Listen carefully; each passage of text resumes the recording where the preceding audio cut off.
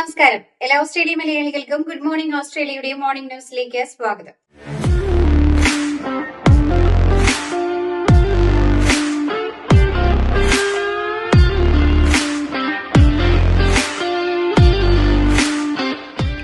എവിടെ ഓൺലൈനിൽ നമ്മൾ സാധനം ഉണ്ട്.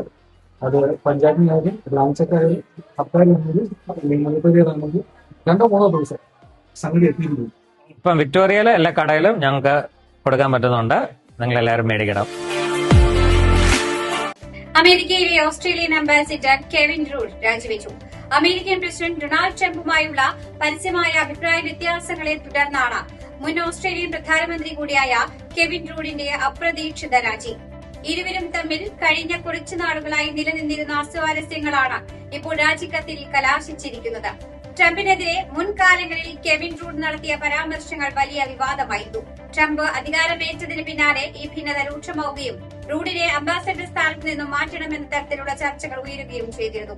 ഇരു രാജ്യങ്ങളും തമ്മിലുള്ള നയതന്ത്ര ബന്ധത്തെ ഈ ഭിന്നതകൾ ബാധിക്കുമെന്ന് ഉറപ്പായതോടെയാണ് അദ്ദേഹം സ്ഥാനമൊഴിയാൻ തീരുമാനിച്ചത്.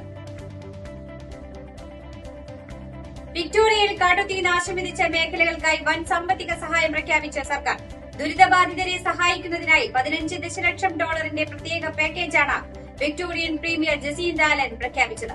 കാട്ടുതീ കനത്ത നാശനഷ്ടങ്ങൾ വരുത്തിയ പശ്ചാത്തലത്തിലാണ് സർക്കാരിന്റെ അടിയന്തര ഇടപെടൽ. വീടുകളും ഉപജീവന മാർഗങ്ങളും നഷ്ടപ്പെട്ടവർക്ക് താങ്ങാവാകാനാണ് ഈ തുക വിനിയോഗിക്കുക. ഇതിൽ തകർന്ന വീടുകളുടെ പുനർനിർമ്മാണത്തിനും അടിസ്ഥാന സൌകര്യങ്ങൾ മെച്ചപ്പെടുത്തുന്നതിനും മുൻഗണന നൽകും. അതേസമയം വിവിധയിടങ്ങളിൽ കാട്ടുതീ പൂർണ്ണമായും നിയന്ത്രണ വിധേയമാക്കുവാൻ ഫയർഫോഴ്സ് ഉദ്യോഗസ്ഥർ ഇപ്പോഴും പരിശ്രമിച്ചുകൊണ്ടിരിക്കുകയാണ്. അപകട സാധ്യതയുള്ള മേഖലകളിൽ നിന്ന് ജനങ്ങളെ മാറ്റിപ്പാർപ്പിക്കുന്നത് തുടരുന്നുണ്ട്. വിക്ടോറിയയിൽ പടർന്നു പിടിക്കുന്ന കാട്ടുതീ അണയ്ക്കുവാൻ രാപ്പകൽ അധ്വാനിക്കുന്ന അഗ്നിശമന സേനാംഗങ്ങൾക്ക് കൈത്താങ്ങായി ബെന്റിക്കോയിലെ ഇന്ത്യൻ സമൂഹം. ദുരന്തമുഖത്ത് പോരാടുന്ന പോരാളികൾക്കായി പ്രതിദിനം 800-ലധികം ഭക്ഷണപ്പൊതികളാണ് ഇന്ത്യൻ വംശജരുടെ നേതൃത്വത്തിൽ തയ്യാറാക്കി വിതരണം ചെയ്യുന്നത്. ഇന്ത്യൻ അസോസിയേഷൻ ഓഫ് ബെന്റിക്കോയുടെ നേതൃത്വത്തിലാണ് ഈ വിപുലമായ പ്രവർത്തനങ്ങൾ ഏകോപിപ്പിക്കുന്നത്. പ്രാദേശിക ഇന്ത്യൻ റെസ്റ്റോറന്റുകളും ബിസിനസ് സ്ഥാപനങ്ങളും ഒത്തുചേർന്നാണ് ഈ ഉദ്യമത്തിന് പിന്നിൽ പ്രവർത്തിക്കുന്നത്. ഭക്ഷണങ്ങൾ കൃത്യസമയത്ത് ദുരിതാശ്വാസ ക്യാമ്പുകളിലും ഫയർ സ്റ്റേഷനുകളിലും പ്രവർത്തകർ തന്നെയാണ് എത്തിച്ചു നൽകിയിരുന്നത്. ഇന്ത്യൻ സമൂഹത്തിന്റെ ഈ പ്രവർത്തനത്തെ പ്രാദേശിക ഭരണകൂടവും അധികൃതരും പ്രശംസിച്ചു. കാട്ടുതീ ഭീഷണി തുടരുന്ന പശ്ചാത്തലത്തിൽ വരും ദിവസങ്ങളിലും ഈ സേവനം തുടരുവാനാണ് ബെന്റിക്കോയിലെ ഇന്ത്യൻ കമ്മ്യൂണിറ്റിയുടെ തീരുമാനം. ക്വീൻസ്ലാൻഡിൽ അതിശക്തമായ പ്രളയക്കെടുതി. 110 വർഷത്തിനിടയിൽ ഏറ്റവും ഉയർന്ന മഴ രേഖപ്പെടുത്തിയതോടെ പല നഗരങ്ങളും പൂർണ്ണമായും ഒറ്റപ്പെട്ട അവസ്ഥയിലാണ്. കോജി ചുഴലിക്കാറ്റിനെ തുടർന്നുണ്ടായ കനത്ത മഴയാണ് വടക്കൻ ക്വീൻസ്ലാൻഡിനെ പ്രളയത്തിലാഴ്ത്തിയത്. ക്വീൻസ്ലാൻഡിന്റെ ഉൾപ്രദേശമായ ക്ലർമോഡ് ഉൾപ്പെടെയുള്ള നഗരങ്ങളാണ് പ്രളയത്തിൽ ഏറ്റവും കൂടുതൽ ദുരിതം അനുഭവിക്കുന്നത്. റോഡുകൾ വെള്ളത്തിനടിയിലാവുകയും വൈദ്യുതി ബന്ധം പൂർണ്ണമായും തകരാറിലാവുകയും ചെയ്തു. ഏകദേശം 3000-ഓളം ജനങ്ങൾ താമസിക്കുന്ന ക്ലർമോഡിൽ 300-ലധികം വീടുകളിൽ വൈദ്യുതി നിലച്ചിരിക്കുകയാണ്.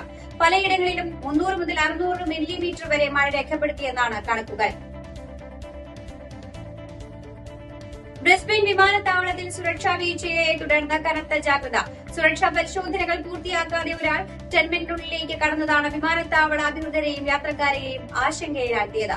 ഇതിന് പിന്നാലെ ആയിരക്കണക്കിന് യാത്രക്കാരെ വിമാനത്താവളത്തിൽ നിന്നും അടിയന്തരമായി ഒഴിപ്പിച്ചു. സംഭവത്തെ തുടർന്ന് ബ്രിസ്ബെയിനിൽ നിന്നുള്ള പല വിമാനങ്ങളും പുറപ്പെടുവാൻ വൈകി. പെട്ടെന്നുണ്ടായ ഒഴിപ്പിക്കൽ യാത്രക്കാർക്കിടയിൽ പരിഭ്രാന്തി പടർത്തിയിരുന്നു. പരിശോധനകൾ വീണ്ടും നടത്തേണ്ടി വന്നതിനാൽ നൂറുകണക്കിന് ആളുകൾക്ക് മണിക്കൂറുകളോളം ക്യൂ നിൽക്കേണ്ടി വരികയും ചെയ്തു. പ്രശസ്ത എഴുത്തുകാരൻ ക്രേഗ് സിൽവിക്കെതിരെ ഉയർന്ന കുറ്റാരോപണങ്ങളിൽ നടപടി. കുട്ടികളെ ലൈംഗികമായി ചൂഷണം ചെയ്യുന്ന ദൃശ്യങ്ങൾ കൈവശം വെച്ചതിനും പ്രചരിപ്പിച്ചതിനും ഇദ്ദേഹത്തെ ഓസ്ട്രേലിയൻ പോലീസ് അറസ്റ്റ് ചെയ്തു. ലോകപ്രശസ്തമായ ജാസ്പർ ജോൺസ് എന്ന നോവലിലൂടെ ശ്രദ്ധേയനായ ക്രേഗ് സിൽവിയാണ് പടിഞ്ഞാറൻ ഓസ്ട്രേലിയയിൽ പിടിയിലായത്. കുട്ടികളെ ദുരുപയോഗം ചെയ്യുന്ന ദൃശ്യങ്ങൾ ഇന്റർനെറ്റിലൂടെ കൈമാറുന്നതിനിടെയാണ് സിൽവി പിടിയിലായതെന്ന് പോലീസ് കോടതിയെ അറിയിച്ചു. ഇദ്ദേഹത്തിന്റെ പക്കൽ നിന്ന് നിരവധി ഡിജിറ്റൽ ഉപകരണങ്ങളും പോലീസ് പിടിച്ചെടുത്തിട്ടുണ്ട്. 43 വയസ്സുകാരനായ സിൽവിയുടെ ഫ്രീമാൻഡിലുള്ള വസതിയിൽ പോലീസ് നടത്തിയ തിരച്ചിലിനെ തുടർന്നാണ് അറസ്റ്റ് രേഖപ്പെടുത്തിയത്. Born of the same earth, yet never the same. Every gemstone shines differently, holds time differently, just like us. Some carry a fire within, some calm like the ocean at dawn, some whisper with grace. and some speak louder than thunder. But none of us are alike. Faceted, rare, timeless. The gem I choose mirrors my spirit, because every gem is unique, just like me. Viana, signature gemstone jewelry by Malabar Gold and Diamonds. അന്താരാഷ്ട്ര ക്രിക്കറ്റിൽ നിന്ന് അപ്രതീക്ഷിത വിരമിക്കൽ പ്രഖ്യാപിച്ച Australia വനിതാ cricket team captain aleesa Healy നാട്ടിൽ അരങ്ങേറാനിരിക്കുന്ന Indian ടീമിനെതിരായ പരമ്പരയുടെ അന്താരാഷ്ട്ര ക്രിക്കറ്റ് മതിയാക്കുകയാണെന്ന് അലീസ ഹീലി അറിയിച്ചു. 16 വർഷം നീണ്ട കരിയറിനാണ് താരം വിരാമമിടാനൊരുങ്ങുന്നത്. മാർച്ച് 6 മുതൽ 9 വരെ പെർത്തിൽ അരങ്ങേറുന്ന ഇന്ത്യക്കെതിരായ ടെസ്റ്റായിരിക്കും അലീസ ഹീലിയുടെ വിരമിക്കൽ മത്സരം. മുതിർന്ന CPIM നേതാവും കൊട്ടാരക്കര MLAയുമായ ഐഷ പോറ്റി കോൺഗ്രസിൽ. പ്രതിപക്ഷ നേതാവ് VD സതീശൻ മാലിയേട്ട് സ്വീകരിച്ചു. തൊഴിലുറപ്പ് പദ്ധതി അട്ടിമറിച്ചതിൽ കേന്ദ്ര സർക്കാരിനെതിരെ നടത്തുന്ന കോൺഗ്രസിന്റെ പ്രതിഷേധ വേദിയിൽ വെച്ചാണ് ഐഷ പോറ്റിയെ കോൺഗ്രസിലേക്ക് സ്വാഗതം ചെയ്തത്. മുഖ്യമന്ത്രി പിണറായി വിജയന്റെ മകൾ വീണ വിജയൻ ഉൾപ്പെട്ട മാസപ്പടി കേസ് പരിഗണിക്കുന്നത് ഡൽഹി ഹൈക്കോടതി വീണ്ടും മാറ്റി ഏപ്രിൽ 23 പരിഗണിക്കാനാണ് മാറ്റിയത്. ഇന്നലെ അന്തിമവാദം ആരംഭിക്കുവാനിരിക്കെയാണ് മാറ്റിയത്.